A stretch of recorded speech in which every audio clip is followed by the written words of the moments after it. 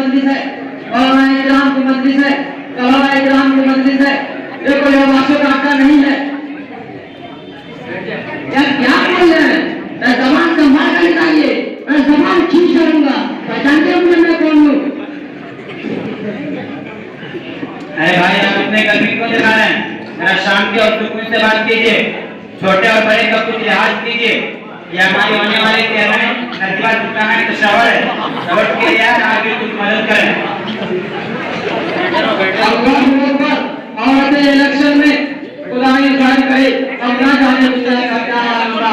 वो जमाना आ गया कि औरतें मर्दों पर हुक्म करने लगी और मर्द उनके मर्दों पर सारे करने लगे। क्या आज के मुसलमानों को रसूल अल्लाह सल्लल्लाहु अलैहि वसल्लम का फरमान याद रहेगा जो हम हो गई जिसने अपना सरकार की दावत को बनाया। अरे भाई क्या कर रहे हैं? ये हुकूमत ने मुसलमानों का एहसान किया है, हुकूमत ने मुसलमानों की बीवियों को भी नेता लेने का मुकाबला किया है। एक नाकाबिल कानून ऐसा है कि हमने वालों को करना चाहिए ताकि कोई गैर मुस्लिम औरत हम पर हुकूमत ना कर सके, बल्कि हमारी ही औरतों का मतलब चल रहे। मेरे भाई आप हुकूमत के चालों से वाकिफ नहीं है, ये एहसान नहीं है, जुल्म है, ये इस्लाम और मुसलमानों के खिलाफ एक बड़ा साजिश है। आपने इस्लामी तालीमात का मुताला शायद नहीं किया है। सुनो और गौर से सुनो, जो औरतों को बुलंद मकाम नहीं दिया जा रहा है बल्कि इनको उनके मर्तबे से नीचे गिराया जा रहा है। ख़वातीन इस्लाम जिन्हें इस्लाम ने वो मकाम बुलंद किया जो घर से निकालकर अंदरूनी निज़ाम संभाले, बच्चों की दीनी तरबियत करे, हुकूमत उन्हें घर से बाहर निकालकर सियासी दुनिया के अपडेट बनाना चाहती है। जो इस्लामी तालीमात और उसूल के आगे मत जाइए, आगे मत जाइए। हुकूमत मुसलमानों की शिराकत को बिगाड़ना चाहती है, उनके इत्तेहाद और इत्तेफाक को टुकड़े टुकड़े करना चाहती है। अगर हमने इस इब्तिदाई मरहले में इस सूरत हाल का तशफ़्फ़ी वक्त जायजा न लिया और इस बात लोग इस्लामी जमात पर बंदिश न लगाई तो खतरा इस बात का है कि मिल्लत इस्लामिया आइंदा किसी ऐसे आसिम खतरे में शिकार हो जाए जो उस वक्त नाकाबिल इकरारी हो। लिहाजा आज ही फैसला करें तो अपने औरतों को सियासी और लीडरों के मामले में जाने दिलाता है और उन्हें घर की जिन्नत बनाए। इसमें हमारी भलाई है तो उनके लिए व्यवसायी है बल्कि पूरी मिल्लत की खैरखाई है। अरे खामोश है, ये बहुत तकलीफ मत चाहिए। ऐसा शोर मचा रहे हैं कि लगता है कि मैं आसमान से वही लेकर नाजिल हो गए। आपको कुछ पता चले या कुछ बंदे काम कर रही हैं। आप जैसे दौड़ते हैं ऐसी आवाज उठाई, शोर को मचाया और हमारे खातून को उनसे मसले से गिराने की कोशिश की, मगर उनकी काल न करी और उनकी खानी पड़ी क्योंकि हमने मुफ्ती दारुल जहद से पता कर दिया कि औरतें बड़े बड़े चुनाव में हिस्सा ले सकते हैं नहीं, तो जानिए हाँ बिल्कुल उसकी गुजारिश है। सोच समझ कर बात कीजिए, मुफ्तियाने किराम पर भी बेजा इल्जाम मत लगाइए।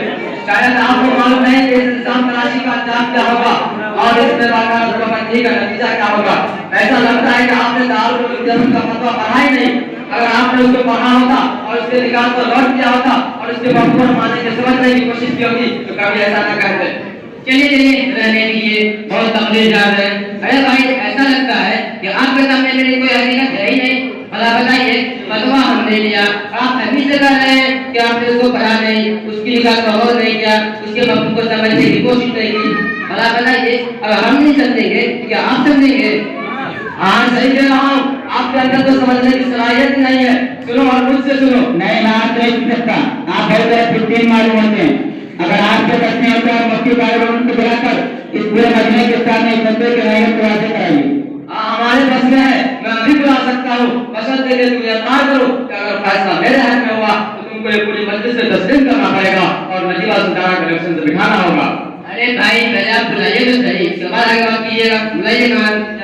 मुफ्ती साहब को बुलाने जा रहा।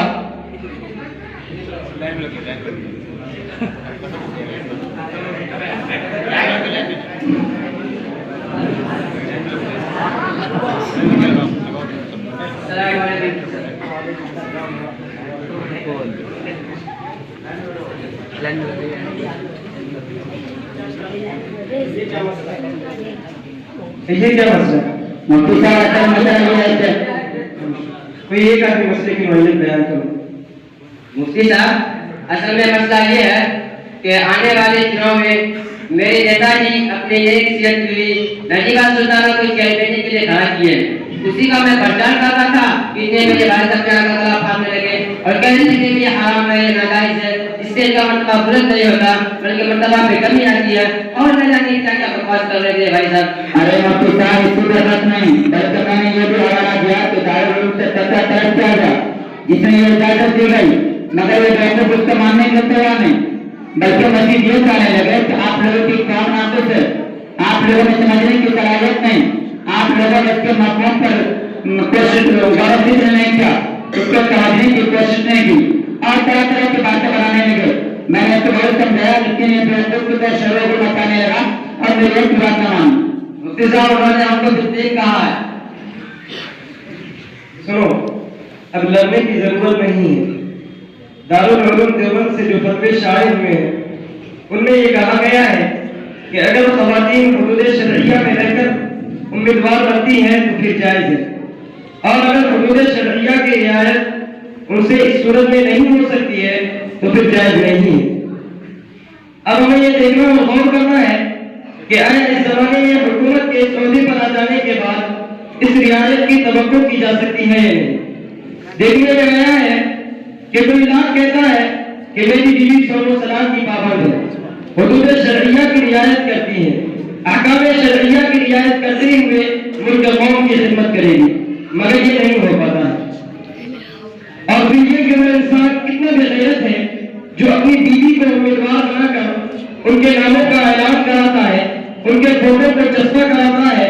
ये भी तो एक बाइज्जत इंसान बर्दाश्त नहीं कर सकता है। इसलिए आफियत इसी में है कि उन्हें पर्दे में रखा जाए और हुकूमत की चालबाजियों को समझकर उनके खिलाफ आवाज उठाई जाए।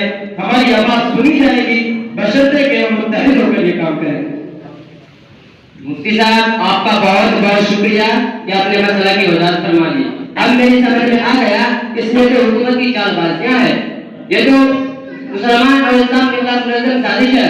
मुफ्ती साहब, आज ही से मैं इरादा करता हूँ, मैं अपने नेताजी से कहूँगा कि अपनी बीवी को लश्कर में न खड़ा करे और अहकाम शरिया की पूरी पाबंदी करे। मुफ्ती साहब, आपको इजाजत दें। अस्सलाम वालेकुम।